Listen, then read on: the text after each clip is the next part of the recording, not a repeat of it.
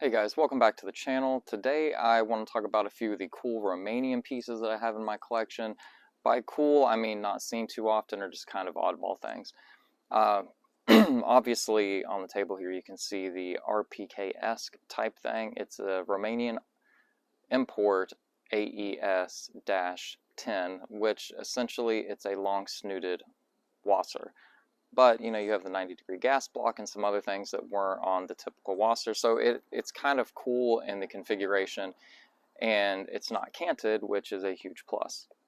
One of the other extraordinarily cool things before I get into this, and then the history of the Draco, is my Glock 17L Romanian Brigada Antiterorista. When these were originally ported in around 2011, I think even Century Arms listed them as a Spanish pistol because of the nomenclature, the spelling of the logo that is engraved on the slide. And I have highlighted that in some crayon, to be honest, so you guys can see it on camera better when I walk up and show you.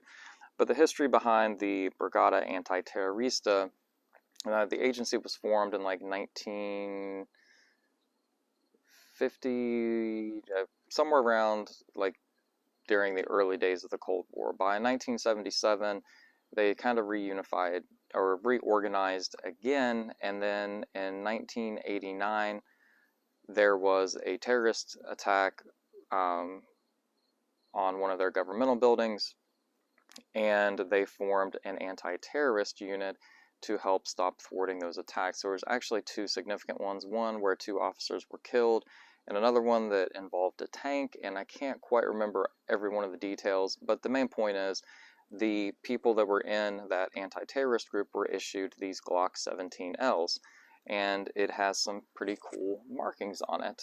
So let me walk over here, make sure that we're in frame, and there's the crest for the Romanian government. You have the Brigada Antiterorista, which does kind of look like a Romanian spelling. You have like the proof marks for, and I'm totally showing the serial number here. You have the proof marks for the Austrian military. Then on the other side, you just have the import, you know, the Glock 17L, of course. But then you have the Century Arms importation marks. So this one came to me, you know, in the box. And these did come shipped. They did ship with 2 of these magazines, a flush fitting one and then one with a +2 extension on it. And the 17L box, in my opinion, is just kind of cool in and of itself because of how long it is compared to the normal Tupperware that we see, as well as, you know, I think most of them did have a place to hold a magazine and then your cleaning rod. So it's just a really cool piece in my collection that I do shoot it, but I also just really like it. It has some cool patina on it, and I picked this thing up. A buddy had contacted me into one of the local shops, and most local shops, a Glock is a Glock is a Glock. So this had came in, and it had just been sitting there. It was like $400. And he hit me up. He's like, "Hey man, I've got a Glock over here with some weird markings. Do you want it?"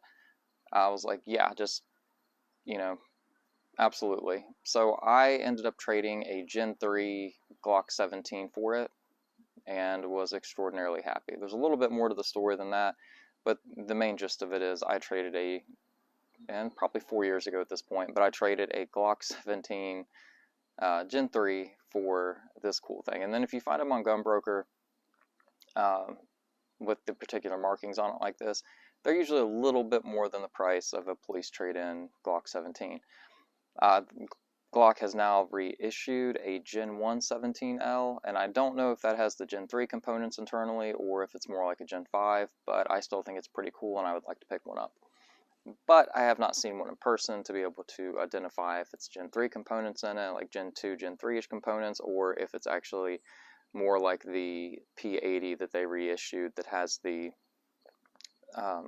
Gen 5-ish components and just has the outer appearance of a Gen 1. Either way, they're still really cool. I would just much prefer it if it's more like a Gen 3, like the 17L. and I'm not misspeaking, I have a 17L that's a Gen 3. This is a Gen 2 17L. And then, just going over complete nerdum here while I'm at it, this is a pistol, by the way, this is not an SBR, this is a CNC Warrior brace.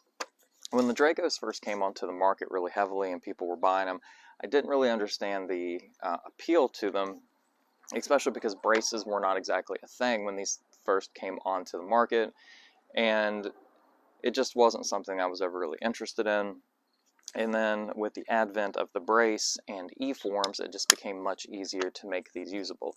Now these have one of the hardest rear trunnions or back plates that I have ever encountered, so I'm probably just going to get this one converted to be able to put a folding stock on it and make it an actual PM90, because that's essentially what these are, is a, an officer's PM90 or a tanker or a crew. It's a shorter AK. But the PM90 is pretty iconic, or the AIM-74, but this would be the PM90 with it being 7.62x39. So I would like to just get a standard trunnion put in this. I do have the Texas Weapon System dogleg rail on it. This is the Gen 3, so it's held up really well. It's maintained 0. I have a little hollow sun riding on top of it, and a Strela Russian muzzle device. And that kind of defeats the purpose of this because it's supposed to be short and compact. It still fits in my standard little barrel bags that I like to carry around, but it's just a very fun package. The other Romanian gun I have that I did not bring out, I meant to take the little, I keep these on there for when storing them in the gun cabinet, by the way. The Mini Draco is a gun that I never actually thought I would enjoy or would ever own one, but when I was actually looking for that one, and the other cool thing about this one before I get into the Mini Draco is this is the M10 7.62p. This isn't a Century import. This is an M&M import, and when I found it, it was actually listed as a Century Arms. And I was just perusing Gunbroker and wanted one, and it was like, I don't want to pay like what the going rates on are them, or whatever.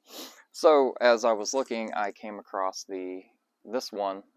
As I was scrolling through the pictures, I realized it wasn't a Century Arms. It was a M10 7.62p or an M&M, and I don't know how much better they are. That's the rumor, that M&M was a little bit more.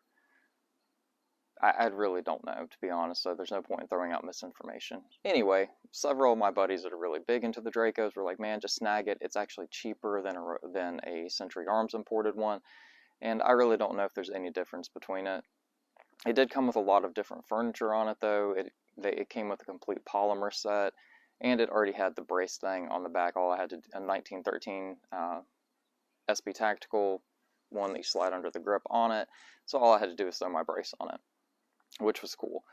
The other really cool thing is whoever owned this before me shot it, they didn't shoot it a lot. The chamber, like where everything still looks brand new, so that's, yeah. And for, I think I paid $600 for the Draco, and I'm very happy with it. It's very fun to shoot. It's kind of cool piece of history, and my plans are to SBR it. We'll send it off, get a factory, standard trunnion put in it, SBR it, and put a wire folder, side folder on it to make it exactly like a PM90. So that's really it for some of the cool Romanian things, and I really didn't talk about this gal, but essentially what she is, and by essentially I mean it's more or less a long-snooted WASR. I really never have looked up the history of when these came into the country, because if you search aes-10, they just all come up aes-10Bs, but there is some Reddit or AK files, it's just a long-barreled WASR, and that's true, it really is. There's nothing internally that's different, outside of the 90-degree gas block and the longer barrel. It is essentially a WASR. But it was really cool. I picked it up. I don't really remember how long ago. It's been a while. but when I picked it up, I was like, really not, it's not really doing anything, it's just sitting here. I traded in to my local shop. It came back in with like a Franklin binary trigger in it, which I don't freaking use. So I was like, if you pull that trigger out, how much can I keep it for? They were like, yeah, we really don't care either. So I ended up swapping something for it and getting it back for, I think, less than what I initially had in it to begin with. And it's light because it's just a long barreled WASR. So it's light. There's absolutely no cant on it, so you can sit there and pop off shots with the bipod at a long distance, and I really have no idea what benefit on a 7.62x39 that long ass barrel has. I probably should look up the ballistics on it. I do, when I take it to the range, I have a mount that I do put on the side of it to have a little bit more fun with the primary arms optic. Yeah, just because it's cool. That's it for the Romanian fun stuff. This is just a really light, fun video, and then I'm going to dig into the a kind of an experimental project, not the weird experimental stuff that you probably did in college, but a different type of experimental stuff with those contractor M70 AB2s, and I want to do it on camera for you guys for the first time. That sounded a lot better in my head than it did coming out of my mouth, but stay tuned for that if you want to watch it. If not, here's just some of the cool Romanian things that I wanted to share this morning because I thought maybe you guys would like it. Thank you for watching. Again, thank you guys for all the support, and I hope you have a safe weekend, and hopefully you guys got to the range. And on that note, yeah, I was supposed to have something else clever to say here, but I didn't, so I'm just going to end the video.